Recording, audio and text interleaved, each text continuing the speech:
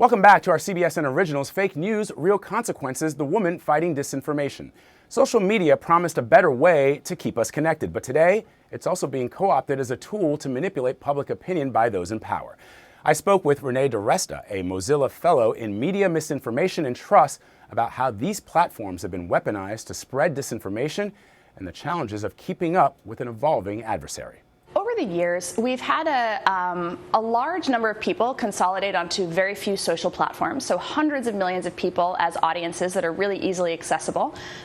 We've had algorithms that are pretty easy to game, particularly in 2015, 2016, you could get anything trending without much effort. And then we have targetability. So these platforms are designed to sell ads, and so they make it so that the right message can reach the right person. And sometimes that's for something like advertising or a topic that you're interested in, but other times it makes it possible for bad actors to reach you as well. So you wrote a really fascinating article back in 2018, and you titled it The Digital Maginot Line. For our audience who may be scratching their heads and they don't want to refer to Google, the Maginot Line was this line of defense that the French built along their border with Germany in the wake of World War I. The idea being, look, we want to make sure that our citizens feel as if they're protected. They then decided that the line did not need to extend into the Ardennes Forest because at the time they thought the Ardennes was impenetrable. Well, the Nazis came up with the idea of blitzkrieg, bypassing the fortified Maginot Line and invading through the Ardennes Forest. So you write in your article, we, the United States, remain focused on election 2016 and its Russian bots. As a result, we are investing in a set of inappropriate and ineffective responses. So give me a sense of what is inappropriate and ineffective currently today in 2019. I wrote that essay when I was doing research into the Internet Research Agency's operations in the U.S. from 2014 to 2017. And I had been doing that research on behalf of the Senate Intelligence Committee. I was also part of the policy conversations, hearing legislators and others talk about how we were going to fix this. And we were talking about things like bot detection, bills for mandating bot detection and things like that. And I kept thinking, the tactics that we're going after just don't match the ones that actually had the impact. And we're not thinking in a forward-looking way about what comes next. Twitter and others have made it a lot harder for bots to really do anything impactful besides amplify a message. And so how do we think about what comes next? This is where I think we've not necessarily done the hard work of kind of more predictive modeling the way we would in cybersecurity, where we're constantly testing our defenses and seeing where the vulnerabilities lie. Instead, we're reactive and we're writing after-action reports on things that we find, forensic analysis of the last attack, as opposed to being as proactive as we need to be to thinking about what comes next. In 2019, we're all looking forward to 2020 now. The analysis of 2016 is, we've largely done it. It's been made public numerous times. The Mueller report is out. The Senate reports are out. There probably will be a few more, but for the most part, we understand what happened then.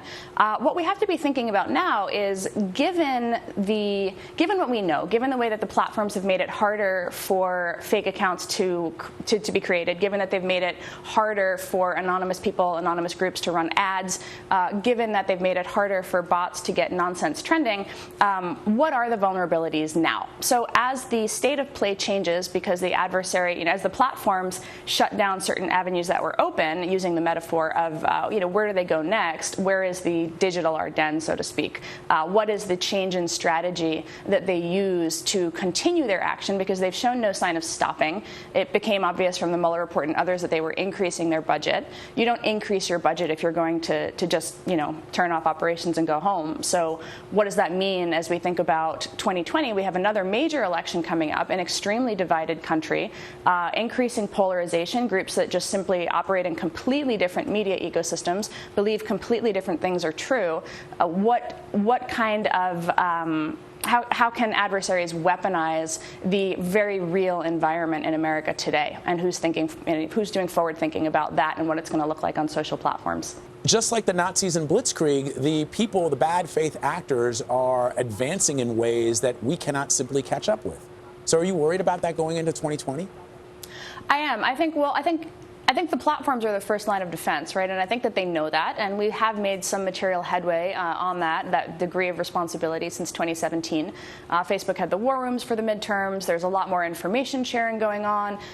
There were, tips from law enforcement about things to look at, tips from outside researchers about things to look at. So we are much better at detecting behavior that looks like past behavior. We just have to be thinking more, again, about what comes next, what are the vulnerabilities and where are they.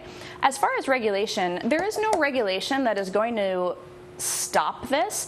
And what I mean by that is because the tactics evolve so quickly in response to just basic design changes, basic feature additions, new apps coming into the ecosystem, there's nothing that any regulator, any piece of legislation can do to stop a particular new tactic. And so what we need to be doing is looking at oversight kind of at a more holistic level, sort of the way that we have it on Wall Street, where there is the SEC kind of up at the top, there's FINRA, and then the exchanges have the power to have a sense of what's happening on their exchange and to potentially step in if something looks manipulative or inauthentic. I think that's the kind of thing that we're going to be looking to see as far as tech regulation. What are the big overarching structures that we need to ensure that they're doing their job? What are the self-regulatory bodies that the industry needs to put together that have accountability?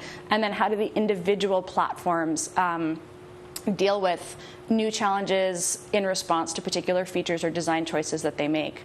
I think we're very far behind on that front, unfortunately, but I think that is a major topic of conversation down in DC right now.